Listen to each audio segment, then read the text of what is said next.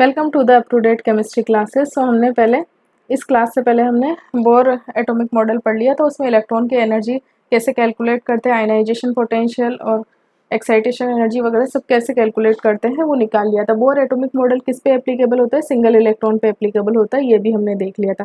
आज हम पढ़ेंगे बोर्स-स्लाटर अप्रोक्सीमेशन पढ़ेंगे मल्टी इलेक्ट्रॉनिक सिस्टम्स के लिए।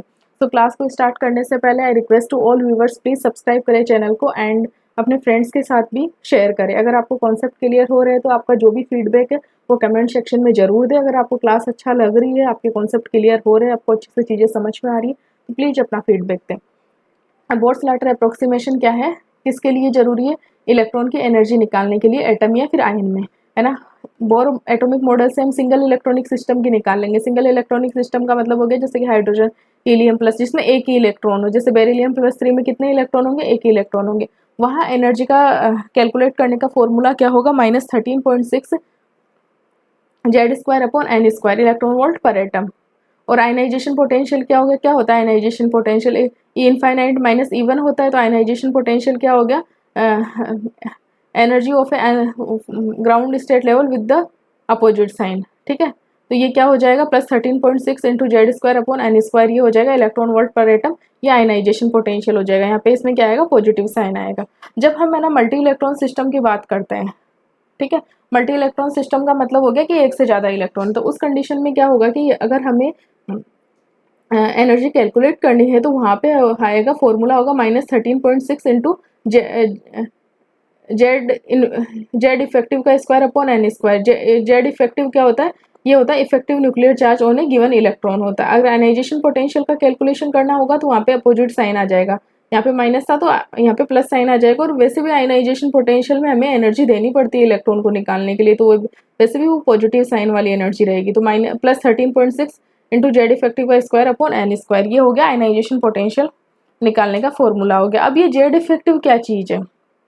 क्यों जेड इफेक्टिव?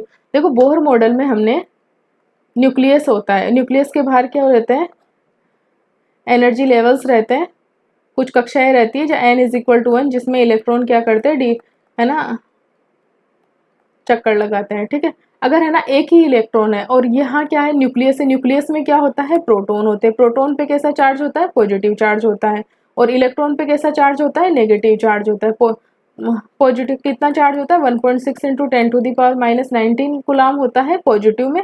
और इलेक्ट्रॉन पे कितना चार्ज होता है? -1.6 इंटू 10⁻⁻19 कूलाम होता है। पॉजिटिव और नेगेटिव के बीच में क्या होता है? अट्रैक्शन चलती है, अट्रैक्टिव फोर्सेस होते हैं। तो ठीक है, अब अगर एक ही इलेक्ट्रॉन है, अगर इसमें है ना, जैसे सपोज करो ये बेरिलियम प्लस 3 है ना, बेरिलियम प्लस 3 का हम एग्जाम्पल ले रहे हैं। यहाँ पे Z= कितना है? 4 है। ठीक है, और Z=4 है और एक इलेक्ट्रॉन है, तो मतलब 4 प्रोटॉन होंगे ना, उनके जो पॉजिटिव चार्ज है ना, उसका जो अट्रैक्टिव फोर्सेस होगा इस इलेक्ट्रॉन पे लगेगा।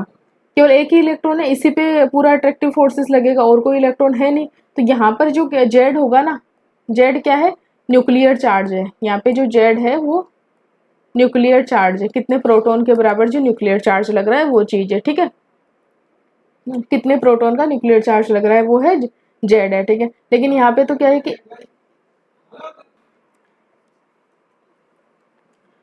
क्योंकि यहाँ पे एक ही नेगेटिव चार्ज है ना, एक ही इलेक्ट्रॉन है, तो उसी के जो अट्रैक्शन है ना, जितने भी न्यूक्लियस जितने भी जो प्रोटॉन रहेंगे उनका है ना पूरा अट्रैक्शन है ना इसी एक इलेक्ट्रॉन पे लगेगा। लेकिन अगर मल्टी इलेक्ट्रॉनिक सिस्टम में आ जाते हैं हम, तो मल्टी इलेक्ट्रॉनिक सिस्टम में आ जाते हैं तो यहाँ पे है ना जेड क्या होता है? नंबर ऑफ प्रोटॉन हो गया, है ना। लेकिन उसमें क्या होता है कि बहुत सारे इलेक्ट्रॉन्स आ जाते हैं मल्टी इलेक्ट्रॉनिक सिस्टम में। तो इस जो न्यूक्लियस है, इस पे जो पॉजिटिव चार्ज है, उसके कारण ये इलेक्ट्रॉन भी कुछ अट्रैक्शन फील करेंगे।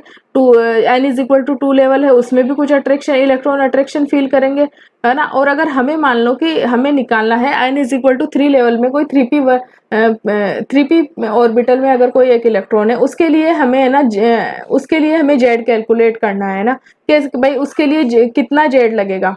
तो पूरा, तो जितना इस पे पॉजिटिव चार्ज है, पूरा का पूरा पॉजिटिव चार्ज उस एक इलेक्ट्रॉन के लिए ही तो पूरे उसी के लिए अट्रैक्शन नहीं लगाएगा। बाकी सारे इलेक्ट्रॉन है वो भी तो उसके कारण अट्रैक्टिव फोर्सेस में वो पॉजिटिव चार्ज इन्वॉल्व रहेगा जो न्यूक्लियस में रहेगा। तो इस कंडीशन में हमें किसकी जरूरत होती है? जेड इफेक्टिव निकालने की जरूरत होती है ना, कि इस पर्टिकुलर इस इलेक्ट्रॉन पे कितना चार्ज लगेगा। और एक है ना n=3 लेवल में है ना, एक चीज ये और, तो यहाँ पे क्या है कि न्यूक्लियस से डिस्टेंस बढ़ गया। न्यूक्लियस से डिस्टेंस बढ़ने के साथ साथ भी है ना, अगर पॉजिटिव और नेगेटिव चार्ज के बीच में अगर डिस्टेंस बढ़ेगा तो भी अट्रैक्टिव फोर्सेस कम होते हैं। अगर एक ही इलेक्ट्रॉन है उस कंडीशन में कहाँ रहेगा इलेक्ट्रॉन, वो n=1 लेवल में ही वो इलेक्ट्रॉन रहेगा।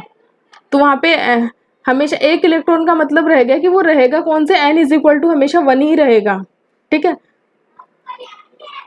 तो n=1 लेवल में तो हाईएस्ट अट्रैक्टिव फोर्सेस रहेंगे। लेकिन जैसे जैसे n बढ़ता जाएगा, न्यूक्लियस से डिस्टेंस बढ़ता जाएगा, पॉजिटिव और नेगेटिव चार्ज के बीच में डिस्टेंस बढ़ती जाएगी, जिसके कारण क्या होगा, अट्रैक्टिव फोर्सेस भी कम होते जाएंगे। तो इस कंडीशन में डिस्टेंस बढ़ने के साथ साथ भी जो जेड इफेक्ट उस न्यूक्लियर उस मान लो कि अगर n=5 में कोई इलेक्ट्रॉन है तो यहाँ पे इतना डिस्टेंस है, तो इसके कारण इस न्यूक्लियस में जो प्रोटॉन्स उपस्थित है न्यूक्लियस में, उन प्रोटॉन्स का जो पॉजिटिव चार्ज है, उस पॉजिटिव चार्ज का इस नेगेटिव चार्ज के साथ अट्रैक्शन दूरी बढ़ने के साथ कम होएगा। साथ में है ना, बीच में और बहुत सारा नेगेटिव चार्ज है, तो वो भी इस पॉजिटिव चार्ज के साथ अट्रैक्शन में रहेगा। तो इस तक है ना, कितना अट्रैक्शन, ये इलेक्ट्रॉन कितना अट्रैक्शन फील करेगा, यही हम है ना स्लेटर अप्रोक्सीमेशन से निकालते हैं। ठीक है, अगर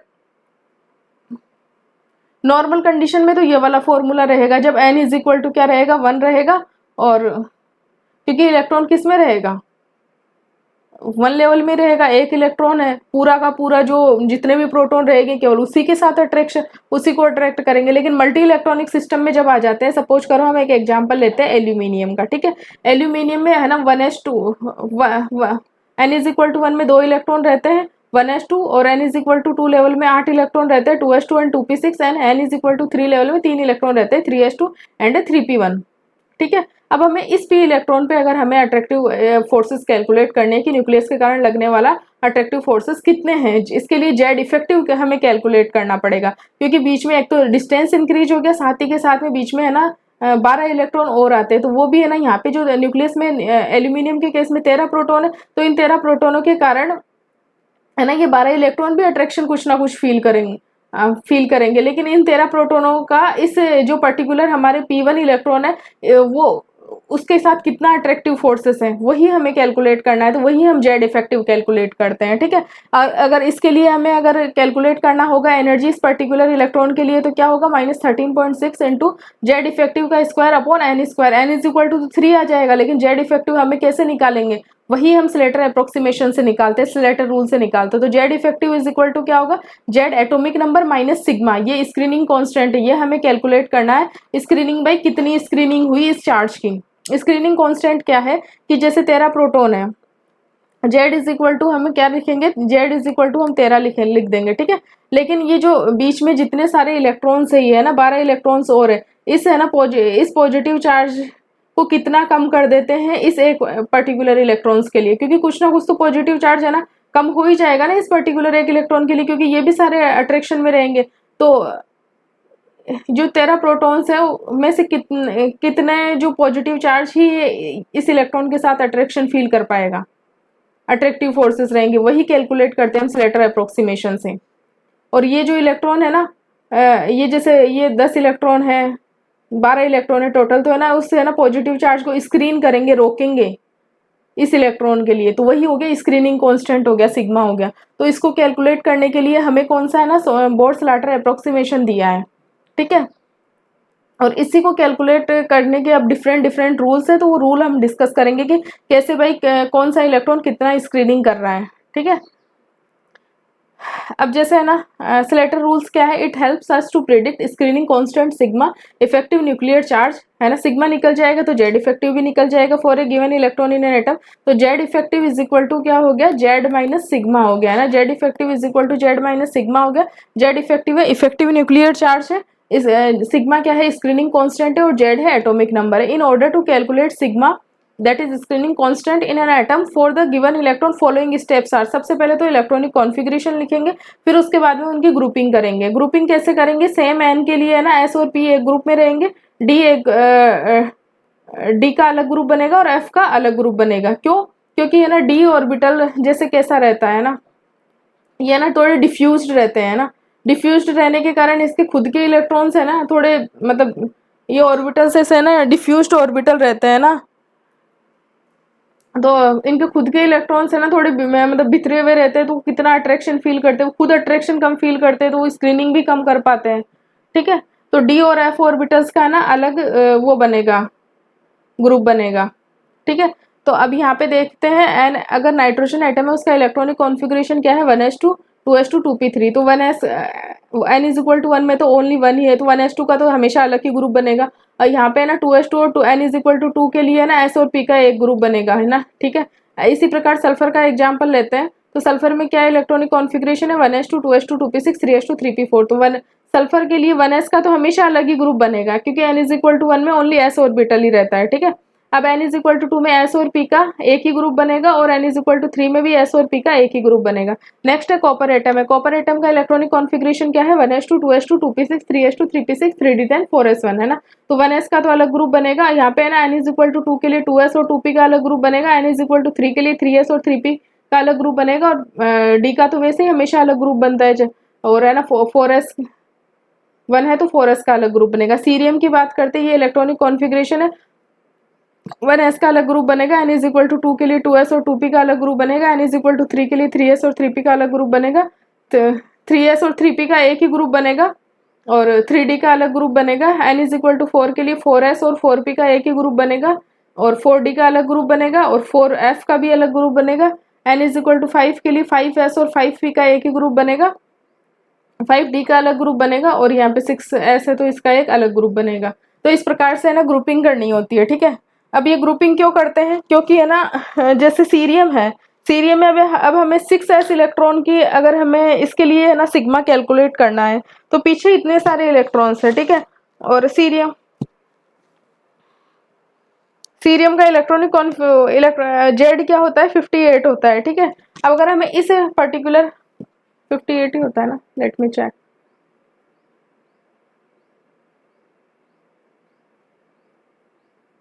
हाँ 58 होता है। ठीक है, अगर हमें इसके लिए, अगर 6s के लिए electron 6 n is equal to 6 level में है, तो यहाँ पे देखो ये जो अट्रैक्टिव फोर्सेस होंगे ना अंदर वाले, ये जो अगर यहाँ पे 58 प्रोटोन है, ठीक है 58 प्रोटोन है इसमें, तो यहाँ पे ग्रुपिंग अलग अलग क्यों करी है, क्योंकि 1s ऑर्बिटल अलग तरीके से वो फील करेंगे अट्रैक्शन, है ना। जैसे 5d वाले ना अलग तरीके से अट्रैक्शन फील करेंगे, 5s और 5p वाले कुछ अलग अट्रैक्शन फील करेंगे। जैसे जैसे अंदर वाले लेवल्स होंगे ना, जैसे n इज इक्वल टू अंदर की तरफ आता जाएगा, n कम होता जाएगा, वैसे वैसे अट्रैक्टिव फोर्सेस ज्यादा ही रहेंगे। तो इसीलिए इनकी ग्रुपिंग अलग अलग करते हैं कि कौन से इलेक्ट्रॉन कितना अट्रैक्शन फील कर रहे हैं, कि उसके उनके लिए सिग्मा क्या होगा। सिग्मा क्या है, सिग्मा वही तो है भाई, कितने जितना अट्रैक्शन फील करते हैं अंदर वाले इलेक्ट्रॉन, कितनी स्क्रीनिंग कर पाते हैं प्रोटॉन के जो चार्ज की, वो उसमें से जेड में से माइनस कर देते हैं। ठीक है, अब है कैलकुलेशन, है ना स्क्रीनिंग कांस्टेंट की कैलकुलेशन करनी होती है एनएस और एनपी इलेक्ट्रॉन्स के लिए। जब कैलकुलेशन करते हैं ना स्क्रीनिंग कांस्टेंट की, जैसे कि मान लो कि 3s और 3p के लिए कैलकुलेशन करनी, इस वाले के लिए अगर जैसे 3p इलेक्ट्रॉन के लिए यहाँ पे ना स्क्रीनिंग कांस्टेंट कैलकुलेट करना है, तो उसके लिए अलग होंगे। और अगर रूल है ना, अगर 3D के लिए अगर हम है ना कैलकुलेट करना चाहते हैं स्क्रीनिंग कांस्टेंट, तो वहां रूल कुछ और चलेंगे। तो है ना एनएस और एनपी इलेक्ट्रॉन्स के लिए क्या रूल होंगे, electron in the same NS और एनपी, जैसे कि है ना यहाँ पे अगर 3s2 और 3p6 है ना, तो अगर इस p इलेक्ट्रॉन के लिए है ना अगर हमें कैलकुलेट करना है ना स्क्रीनिंग कांस्टेंट, तो रिमेनिंग इस ग्रुप में कितने 8, टोटल 8 इलेक्ट्रॉन है, तो बचे हुए कितने हो जाएंगे, 7 इलेक्ट्रॉन बचे हो जाएंगे। तो electron in the same NS और एनपी ग्रुप कंट्रीब्यूट 0.35 ईच। तो यहाँ पे जो एक इलेक्ट्रॉन पे तो हमें उसके लिए जेड इफेक्टिव कैलकुलेट करना है, बाकी जो 7 इलेक्ट्रॉन इसी इसी ग्रुप में रहेंगे ना, तो वो कितना कंट्रीब्यूट करेंगे, एक इलेक्ट्रॉन है ना 0.35 कंट्रीब्यूट करेगा सिग्मा में। ठीक है, तो 0.35 मल्टीप्लाइड बाई 7 हो जाएगा। लेकिन अगर 1s के केस में होता है, सपोज करो अगर इसी के लिए हमें ना इस 1s2 में ना 2 इलेक्ट्रॉन है, और अगर हमें एक इलेक्ट्रॉन के लिए जेड इफेक्टिव निकालना है, तो जो दूसरे इलेक्ट्रॉन का जो सिग्मा होगा ना वो कितना रहेगा, वहां पे 0.30 ही कॉन्ट्रीब्यूट करेगा। तो 58 में से है ना 0.30 माइनस कर लेंगे सिग्मा वहां पे भाई। और इधर वालों का तो भाई जिस इलेक्ट्रॉन के लिए हम देख रहे हैं, उससे आगे वाला जो एन है ना उनकी तो कोई बात करेंगे ही नहीं, उससे पहले पहले वालों की बात करते हैं। स्क्रीनिंग तो पहले वालों से होगी ना, ऐसे थोड़ी बाहर वाला अगर एन इज इक्वल टू जितना ज्यादा होगा वो थोड़ी स्क्रीनिंग कर पाएंगे, तो कम वाले एन देखते हैं हमेशा। ठीक है, तो इससे तो कम है, तो और तो है ना, इसमें जो कितना हो जाएगा, अगर 1s के लिए ही देखेंगे, अगर एक इलेक्ट्रॉन के लिए, तो 58 में से ओनली 0.30, और यहाँ पे है ना स्क्रीनिंग है ना 0.30 ही क्यों हो रही है, क्योंकि बिल्कुल न्यूक्लियस के बिल्कुल पास में n=1 लेवल में है, तो वहाँ तो स्क्रीनिंग बिल्कुल मिनिमम ही हो पाएगी। ठीक है, अब electron in the n-1 shell में है ना, n-1 शेल में, जैसे कि ये है, तो इसके बारे में अगर हम सोचते हैं, तो इससे n-1 शेल कौन सा हो गया, ये 2, n-1, यहाँ पे n3 था, तो n-1 2 हो गया। तो इस सेल वाले कितना कंट्रीब्यूट करेंगे, 0.85 ईच करेंगे। एक इसमें 8 इलेक्ट्रॉन है, तो एक इलेक्ट्रॉन 0.85 करेगा, तो मल्टीप्लाइड बाई 8 कर देंगे।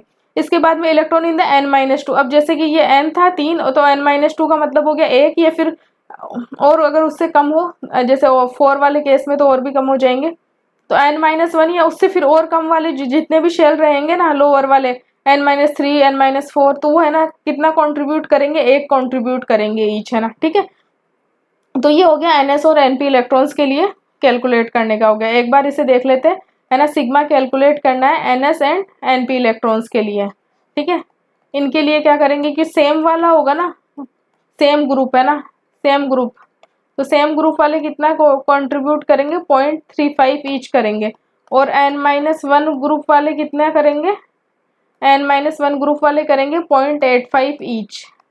n-1 ग्रुप वाले जो इलेक्ट्रॉन कितना कंट्रीब्यूट करेंगे, 0.85 ईच, और n-2 और n-3 और अदर कितना करेंगे, 1 ईच करेंगे। तो ये तो रूल्स हो गए ns एंड np इलेक्ट्रॉन्स के लिए, जब हमें ना सिग्मा कैलकुलेट करते हैं। इन केस ऑफ जब हमें ना nd और nf के लिए जब सिग्मा हम कैलकुलेट करते हैं, तो उस कंडीशन में ना सेम जो सेम nd और सेम nf ग्रुप वाले कितना कंट्रीब्यूट करते हैं, 0.35 ईच करते हैं, और electrons in the group left to the nd and nf वो है ना 1 कंट्रीब्यूट करते हैं। ठीक है, जैसे अगर इसमें सीरियम में देखें, अगर ये 3d इलेक्ट्रॉन है ना, तो एक डी इलेक्ट्रॉन पे हमें निकालना है, बाकी कितने 9 इलेक्ट्रॉन हो गए, तो 9 कितना कंट्रीब्यूट करेंगे, 0.35 करेंगे, और n इससे ये जो लेफ्ट वाले सारे हैं ना, जितने भी इलेक्ट्रॉन है, 8 8 8 16 17 18 इलेक्ट्रॉन है ना, वो 1 कंट्रीब्यूट ईच है ना, कितना करेंगे, 1 कंट्रीब्यूट करेंगे, तो टोटल 18 हो जाएगा सिग्मा में। ठीक है, इससे पूरे जो लेफ्ट वाले होंगे ना सारे, वो 1 कंट्रीब्यूट करेंगे। ठीक है, इस प्रकार से हम ना स्क्रीनिंग कांस्टेंट निकाल सकते हैं। अब हम एक एग्जांपल देखते हैं सीरियम का, है ना। सीरियम में 4p इलेक्ट्रॉन के लिए निकालना है, अगर हमें जेड इफेक्टिव कहाँ पे, ये 4p इलेक्ट्रॉन है, सेम ग्रुप में ये ग्रुप बन गया है क्या ना। सबसे पहले तो इलेक्ट्रॉन की कॉन्फ़िगरेशन लगा, फिर ग्रुपिंग करी, है ना। 1s2 का एक सेपरेट ग्रुप बनेगा, 2s2p का एक ही ग्रुप बनेगा, फिर 3s3p का एक ग्रुप बनेगा, 3d का अलग सेपरेट ग्रुप बनेगा, 4s4p का अलग से सेपरेट ग्रुप बनेगा, 4d का अलग ग्रुप बनेगा, 4f का अलग ग्रुप बनेगा, 5s2 5p का अलग ग्रुप बनेगा, मतलब 5s और 5p का एक ही ग्रुप बनेगा, ये है ना। 5d का ये अलग ग्रुप बनेगा, और 6s का। सबसे पहले ग्रुपिंग करते हैं इलेक्ट्रॉनिक कॉन्फ़िगरेशन लिखने के बाद में। अब यहाँ पे देखो ये ग्रुप है ना, तो इस सेम ग्रुप में और कितने इलेक्ट्रॉन है, हमें तो 4p के लिए निकालना है, तो 8 और बाकी 7 इलेक्ट्रॉन बच जाते हैं, और एक कितना कॉन्ट्रीब्यूट करता है, 0.35, तो 0.35 मल्टीप्लाइड बाई 7 हो गया। इसके बाद में n-1, अब यहाँ पे कौन से रूल लगेंगे, s और p इलेक्ट्रॉन्स के वाले रूल लगेंगे, तो n-1 कितना कंट्रीब्यूट करेगा, 0.85 ईच, तो n-1 मतलब 3 वाले, n इज इक्वल टू यहाँ पे कितना है, 4 था, तो यहाँ पे 3, जिनका भी n 3 है ना, तो ये कितने 18 इलेक्ट्रॉन है, ये कितना कंट्रीब्यूट करेंगे, 0.85 ईच करेंगे। फिर उसके बाद वाले जितने भी इलेक्ट्रॉन है ना, जैसे कि ये 10 इलेक्ट्रॉन है, तो है ना 1 करेगा ईच, है ना। तो इस प्रकार अगर इसका हम जेड इफेक्टिव कैलकुलेट करेंगे, तो कितना आएगा,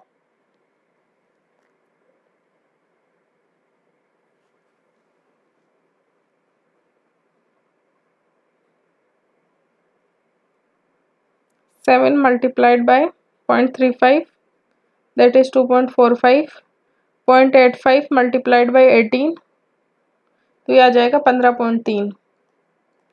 ठीक है, और ये आ गया 10 आ ही गया, तो 15.3 में 10 प्लस करे 25.3, और फिर उसमें 2.45 प्लस करे तो 27 ये कितना आ गया, 27.75। अब है ना जेड इफेक्टिव कैलकुलेट करने के लिए, ये तो क्या था, सिग्मा था, है ना। अब जेड इफेक्टिव कैलकुलेट करने के लिए 4p इलेक्ट्रॉन के लिए जेड में से सिग्मा को माइनस कर देंगे 4p के लिए, तो वो कितना माइनस करेंगे, 27.75 को माइनस करेंगे 58 में से, तो कितना आएगा, 30 आएगा, 30.25। अब है ना 4p इलेक्ट्रॉन की अगर हमें एनर्जी निकालनी हो, सपोज करो, है ना, तो क्या होगा फॉर्मूला -13.6 इंटू जेड इफेक्टिव का square upon n square. N क्या हो जाएगा 4 हो जाएगा और जेड इफेक्टिव कितना हो जाएगा 30.25 है ना। ठीक है, अब कहाँ तो ये 58 था है ना, और कहाँ ये 30.25 है। अब यहाँ पे देखो माइनस वाला साइन चल रहा है। ठीक है, तो जेड इफेक्टिव जितना कम होएगा ना, इसकी एनर्जी इलेक्ट्रॉन की उतनी ही बढ़ती जाएगी।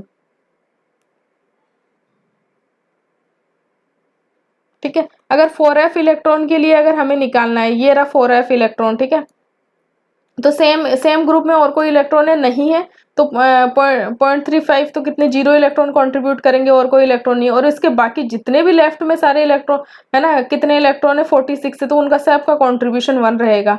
तो इसके लिए जो जेड आ जाएगा वो क्या आ जाएगा, जेड इफेक्टिव आ जाएगा 58 माइनस 46, ये इसकी यूनिट ये नहीं रहेगी। ठीक है, ये आ जाएगा 12 आ जाएगा। ठीक है, जेड इफेक्टिव क्या आ जाएगा 12 आ जाएगा। फिर उसके बाद में अगर 1s इलेक्ट्रॉन के लिए निकालना है, तो 1s2 में कितने इलेक्ट्रॉन है, 1s2 है, तो एक इलेक्ट्रॉन के लिए तो निकालना है, और सेम ग्रुप में फिर एक इलेक्ट्रॉन और बचता है, तो 0.30 कंट्रीब्यूट करेगा वो सिग्मा में। तो सिग्मा क्या आ जाएगा 0.30 आ जाएगा, और 0.30 को जब है ना 58 में से माइनस करेंगे तो ये कितना आ जाएगा, जेड इफेक्टिव 57.7 आ जाएगा।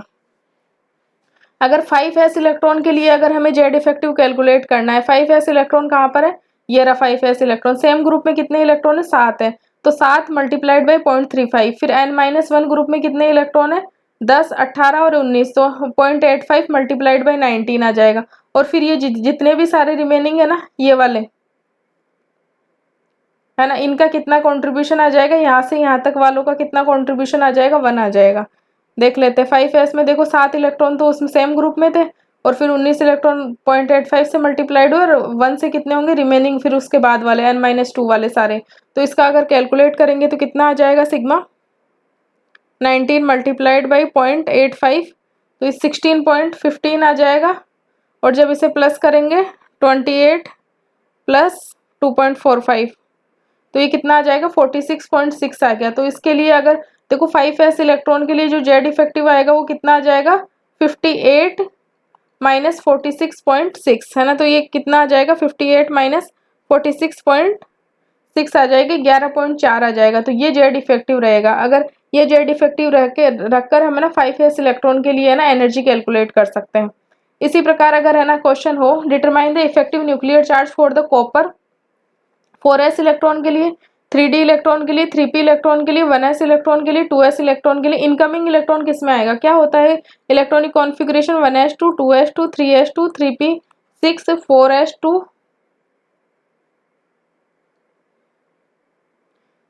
3d। और हमेशा है ना इसमें इलेक्ट्रॉन्स को है ना n के उस सीक्वेंस में ही रखना है, ऐसे नहीं कि n को अलग अलग उस सीक्वेंस में रख दोगे, एन बढ़ते हुए क्रम में ही रहेगा। ऐसे नहीं कि पहले 4s लिख दोगे फिर 3d लिख दोगे, ये चीज नहीं चलेगी इसमें। 1s2 2s2 2p6 3s2 3p6 3d 10 4s1, ये इसका इलेक्ट्रॉनिक कॉन्फ़िगरेशन हो गया। इनकमिंग इलेक्ट्रॉन कौन से ऑर्बिटल में आएगा, इस ऑर्बिटल में आएगा 4s में।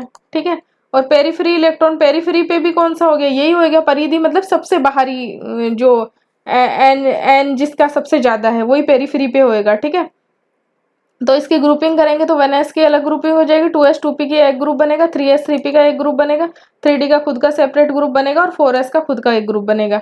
अगर 4s इलेक्ट्रॉन पे निकालना है तो यहाँ पे s एंड p वाले रूल लगेंगे। तो सेम में 0.35 मल्टीप्लाइड बाई 0, क्योंकि सेम में तो कोई इलेक्ट्रॉन है नहीं, फिर n-1 का है ना 0.85, फिर मल्टीप्लाइड बाई 18, और फिर उसके बाद की जो 1 कॉन्ट्रीब्यूशन रहेगा 10 इलेक्ट्रॉन का। तो ये है ना 4s इलेक्ट्रॉन के लिए आ जाएगा। जो 3d इलेक्ट्रॉन के लिए अगर अप्लाई करेंगे तो ये तो कौन से के लिए था 4s इलेक्ट्रॉन के लिए था सिग्मा, ये सिग्मा है। अगर है ना 3d इलेक्ट्रॉन के लिए होगा तो 3d इलेक्ट्रॉन में क्या होगा, सेम में तो कितने हैं 9 इलेक्ट्रॉन है भाई, एक इलेक्ट्रॉन पे तो हम काउंट कर ही रहे हैं, बाकी टोटल 10 इलेक्ट्रॉन है, तो बाकी कितने रह जाएंगे 9 इलेक्ट्रॉन रह जाएंगे। और उसके बाद में ये जो लेफ्ट वाले जितने भी होते हैं इन सब का एक ही कॉन्ट्रीब्यूशन रहता है। तो 8 8 16 16 17 18, तो 1 इंटू 18, तो ये हो जाएगा 3d इलेक्ट्रॉन के लिए। देखो ये तो 4s इलेक्ट्रॉन के लिए रह गया 18 इंटू 0.85 10 मल्टीप्लाइड बाई 1।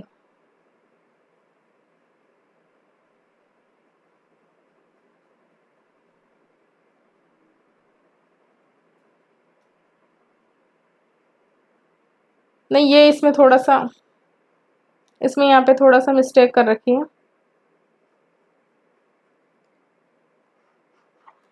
यहाँ पे एस वाले रूल लगेंगे तो यहाँ पे है ना,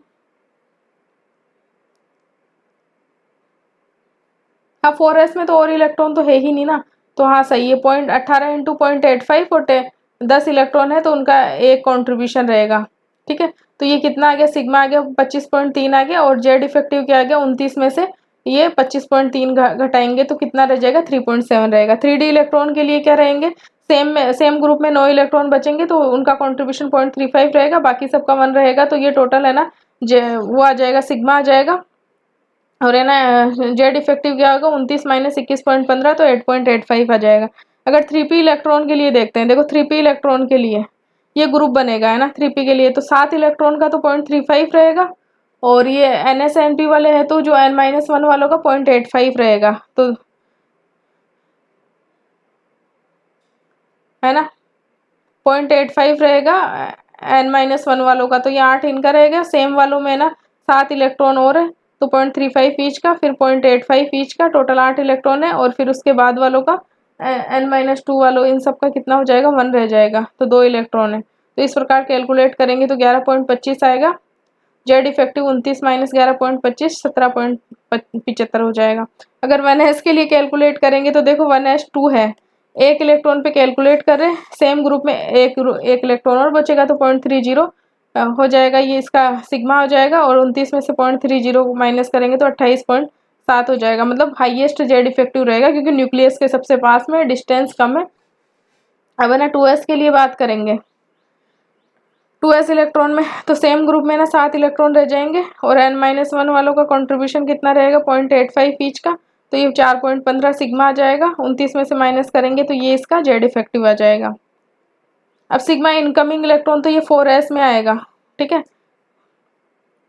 4s में ये इलेक्ट्रॉन आएगा तो सेम ग्रुप में कितने 0.35 इंटू एक ही इलेक्ट्रॉन बचेगा, और फिर इनका है ना n-1 वालों का 0.85 ईच, तो 18 इलेक्ट्रॉन का हो जाएगा, फिर इनका कितना हो जाएगा एक ईच का, तो 10 इलेक्ट्रॉन का ये हो जाएगा, तो ये इनका ये सिग्मा आ गया, और ये फिर जेड माइनस सिग्मा करेंगे तो ये 3.35 जेड इफेक्टिव आ गया। सिग्मा पेरीफ्री का मतलब हो गया जो 4s इलेक्ट्रॉन है उसी का है ना। ठीक है, तो 0.35, अब उस पेरीफ्री वाले इलेक्ट्रॉन पे काउंट कर रहे हैं ना, तो उस इलेक्ट्रॉन का अट्रैक्शन भी काउंट करेंगे, उसका भी काउंट करेंगे। ठीक है, तो 0.35 उसका आ गया, और फिर n-1 वालों का 0.85 ईच का तो 18, और n-2 वालों का 1 ईच का, तो टोटल 10 इलेक्ट्रॉन, तो ये 25.65 आ गया, और सिग्मा आ गया, और फिर इसे जेड में से माइनस करेंगे तो जेड इफेक्टिव आ जाएगा। अब देखो निकल के केस में देखते हैं, वो तो था कॉपर का क्योंकि उसमें बाहरी शेल में ही जा रहे थे। अगर निकल के केस में निकल का ये इलेक्ट्रॉनिक कॉन्फ़िगरेशन हो गया, ये ग्रुप्स बन गए डिफरेंट डिफरेंट, इनकमिंग इलेक्ट्रॉन यहाँ पे अब है ना इसमें आएगा 3d में जाएगा, 3d9 होएगा इनकमिंग के केस में, तो 3d9 हो गया ना। अब इस वाले ये वाले इलेक्ट्रॉन्स का कोई रोल नहीं है, यहाँ पे है ना 3d9 हो जाएगा इनकमिंग इलेक्ट्रॉन आने के बाद में, फिर हम एक इलेक्ट्रॉन पे तो हम स्टडी कर ही रहे हैं, तो 8 इंटू 0.35 हो जाएगा, और डी इलेक्ट्रॉन है तो बाकी सबका इधर लेफ्ट वालों का 1 कॉन्ट्रीब्यूशन रहेगा, तो ये इसका टोटल सिग्मा आ जाएगा, और जेड इफेक्टिव निकालने के लिए जेड में से माइनस कर देंगे सिग्मा को। अब सिग्मा पेरीफ्री, पेरीफ्री का मतलब हो गया, अब यहाँ पे पेरीफ्री का मतलब हो गया 4s इलेक्ट्रॉन है ना,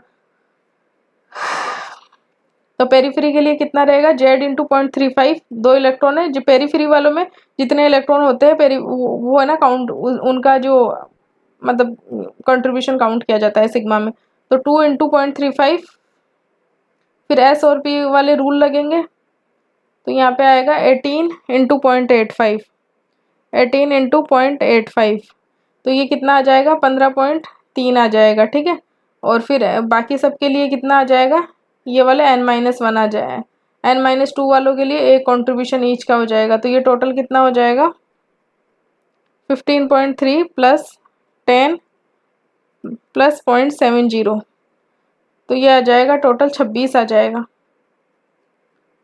26 आ जाएगा, तो इसका आंसर आ जाएगा 2 आ जाएगा। तो इस प्रकार से है ना हम कैलकुलेट कर सकते हैं। यहाँ पे सिग्मा इनकमिंग और सिग्मा पेरीफ्री, ये थोड़ा सा टर्म्स है ना ये ध्यान रखनी है। नेक्स्ट है calculate the first ionization energy of a sodium and a potassium. एक चीज ये ध्यान रखनी है, जो ये ग्रुप होता है ना, इसमें जो है ना अप टू डाउन जाने पे जो जेड इफेक्टिव रहता है ना वो कांस्टेंट ही रहता है, और वो रहता है 2.2, है ना। ये थोड़ा सा ध्यान रख लेना सबका, इसका भी जेड इफेक्टिव 2.2 ही रहेगा, इसका भी 2.2, इसका भी 2.2, इसका भी 2.2, सबका 2.2 ही रहेगा जेड इफेक्टिव। तो अगर इनकी एनर्जी निकालनी है, फर्स्ट आयनाइजेशन एनर्जी मतलब वैलेंस शेल का इलेक्ट्रॉन निकलेगा, तो इस इलेक्ट्रॉन को निकालने के लिए इस पे लगने वाला पहले तो वो निकालेंगे, एनर्जी निकालेंगे भाई इस पे कितना एनर्जी लग, इस इलेक्ट्रॉन की कितनी एनर्जी है, और फिर वही है ना अपोजिट साइन के साथ वो आ जाएगी। तो सबसे पहले हमें जेड इफेक्टिव कैलकुलेट करना पड़ेगा, जेड इफेक्टिव कैलकुलेट करने के लिए हमें सिग्मा कैलकुलेट करना पड़ेगा, उसके लिए हमें ग्रुपिंग करनी पड़ेगी। तो 0.35 वाले का तो एक ही इलेक्ट्रॉन है, तो 0.35 मल्टीप्लाइड बाई 0 हो जाएगा। n-1 का कॉन्ट्रीब्यूशन देखेंगे तो 8 इलेक्ट्रॉन है, 0.85 ईच का रहेगा, और फिर ये कैलकुलेट कर लेंगे तो ये आ जाएगा सिग्मा, और फिर इससे जेड इफेक्टिव आ जाएगा 2.2। वैल्यू रखेंगे, पुट करेंगे, और ये इलेक्ट्रॉन वोल्ट पर एटम में आंसर आ जाएगा। नेक्स्ट इसी प्रकार से पोटेशियम के लिए हमें जेड इफेक्टिव कैलकुलेट करेंगे एंड फिर वैल्यूज पुट कर देंगे। तो ये था ऑल अबाउट बोर्ड-स्लाटर अप्रोक्सीमेशन के बारे में। होप सो आपको ये पसंद आ गया होगा लेक्चर। प्लीज़ चैनल को लाइक करें, शेयर करें, सब्सक्राइब करें और अपना फीडबैक ज़रूर दें। Feedback is very important, so feedback सभी लोग ज़रूर दें। Thank you.